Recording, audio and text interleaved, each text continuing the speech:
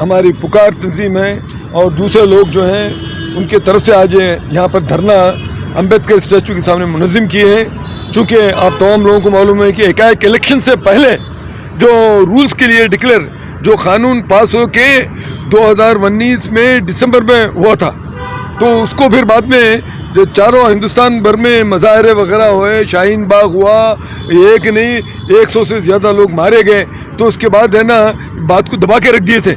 मगर एकाएक फिर जो मोदी हुकूमत को ये बात क्यों याद आई, क्योंकि वो तो 4 दिन के बाद इलेक्शन नोटिफिकेशन आ रही, तो इलेक्शन नोटिफिकेशन की वजह से वो चाहते हैं कि कुछ और लोगों को अपनी तरफ राग़िब करें।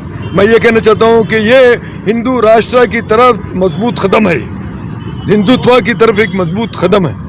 तो हिंदुस्तान जो एक सेकुलर डेमोक्रेटिक कंट्री है, जिसका दस्तूर कहता है कि इसके बुनियादी ढांचा सेकुलरिज्म के ऊपर है, तो आज उस बुनियादी ढांचे को ये करने के लिए ये लोग जो ना खिलाखमा करने के लिए इसको रूल्स को डिक्लेयर किए हैं कि 11 साल वाला ख़त्म होकर 5 साल रहते भी उसको मिल जाता कहते हैं। और उसमें सिर्फ खाली कौन हिंदू, सिख, ईसाई, जैन, बुद्धिस्ट ये लोग, और ख़ुद अफ़गानिस्तान में, पाकिस्तान में कई मुसलमान जो है हिंदुस्तान में आके शरीयत लेना चाह रहे हैं, रोहिंग्या कई लोग हैं। उसके अलावा जो है ना हिंदुस्तान की तरफ सारा दुनिया देख रही है। अमेरिका वाले परसों है ना उनकी तरफ से रेजोल्यूशन आया, तो हमारे एक्सटर्नल अफेयर्स मिनिस्टर बोले कि वो इग्नोरेंट है, यानी उनको मालूमात नहीं है। आजकल के छोटा बच्चा भी जो है ना इंटरनेट के जरिए से हर मालूमात रखता, अमेरिका के एडमिनिस्ट्रेशन को मालूम नहीं है, सब इनको मालूम है।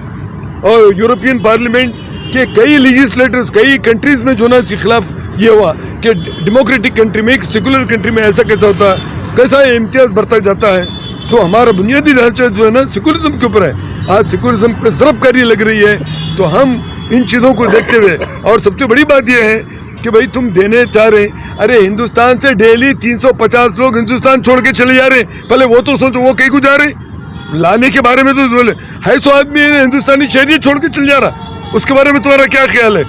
तो इस बारे में इनके पास कोई ये नहीं है, सिर्फ इलेक्शन जीतना है।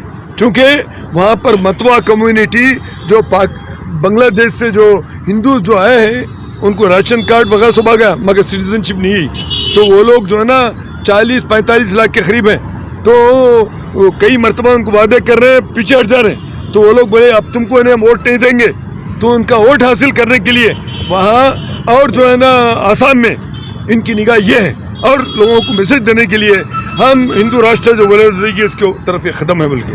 तो हिंदुस्तान का जो दस्तूर है, बाबा साहब अम्बेडकर के स्टैचू के पीछे हम ठहरे हैं, जिन्होंने इस हिंदुस्तानी दस्तूर को एक सेकुलर डेमोक्रेटिक दस्तूर दिया है, संविधान दिया है। तो हम उसकी रक्षा करने के लिए हम तमाम लोग जितने भी जो सेकुलरिज्म पे ईमान रखते हैं, डेमोक्रेसी पे ईमान रखते हैं, हम उन तमाम को कहेंगे कि अब वक्त आ गया है कि इस जो दो मुँह चकले की जो सरकार है, बोलती कुछ है करती कुछ और है, तो उसको झटका लगाना ज़रूरी है, जभी तो है ना इनको होश आ जाएगा। तो आज उसके लिए पहला कदम है। हम आने वाले दिनों में भी तमाम लोगों से, जितनी भी जमहूरी ताकतें हैं, सेकुलर ताकतें हैं, तमाम से अपील करेंगे कि ज़्यादा से ज़्यादा लोग इसके खिलाफ सीए के खिलाफ आवाज़ उठाएं, क्योंकि इसके बाद एनआरसी आएगा। एनआरसी आने के बारे में अमित शाह बोल चुका है, हाँ ज़रूर हम एनआरसी लाएंगे, बल्कि मैं वो डेट भी बोलने के लिए तैयार हूँ, कौन से डेट पे वो बोले। तो होम सेक्रेटरी खाली बोलना, आप डरने की ज़रूरत नहीं, कहीं को डरने की ज़रूरत नहीं। इसके बाद एनआरसी आएगा तो लाखों लोग शहरी से महरूम हो जाएंगे। तो ये बहुत बड़ा चैलेंजिंग इशू है। तो आज इस चैलेंजिंग इशू को हम ऑल इंडिया तंजीम इंसाफ की तरफ से आज एक छोटा सा यहाँ पर कौन सा मुजाहरा करते हुए लोगों को आगाह करना चाह रहे हैं, अपील कर रहे हैं कि अब आने वाले दिनों में आप भी जो ना इसकी मज़ामत के लिए मैदान में उतरिए और हुकूमत को झंझोड़िए। शुक्रिया।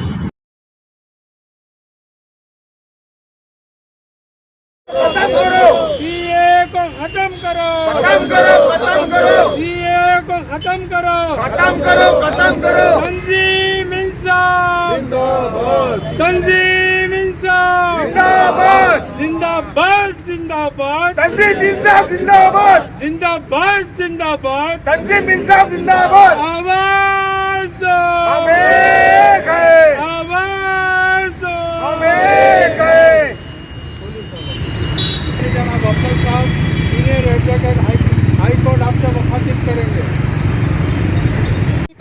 हैदराबाद तक की तमाम हजारों उलमा अपनी जाने कुर्बान देकर हिंदुस्तान की आज़ादी की लड़ी है और हिंदुस्तान को बनाया है।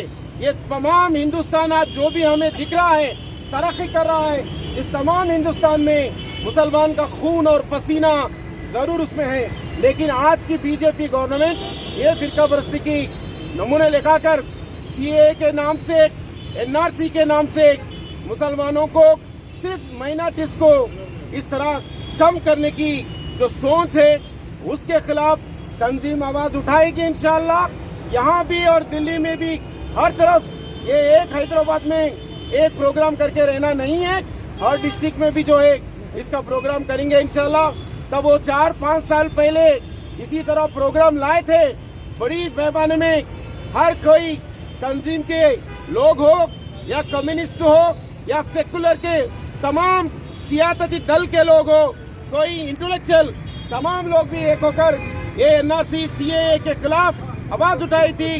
तब जाकर मोदी पीछे हुआ था। लेकिन आज फिर इलेक्शन के समय इस तरह के डिसीजंस लेके वो आ रहे हैं, तो फिर एक बार हिंदुस्तान के जो इंसानियत, ह्यूमैनिटी रखते हैं, उन तमाम लोग, सिर्फ ये मुसलमान की लड़ाई नहीं, ये हिंदुस्तान की लड़ाई है, ये सेकुलरिज्म की लड़ाई है।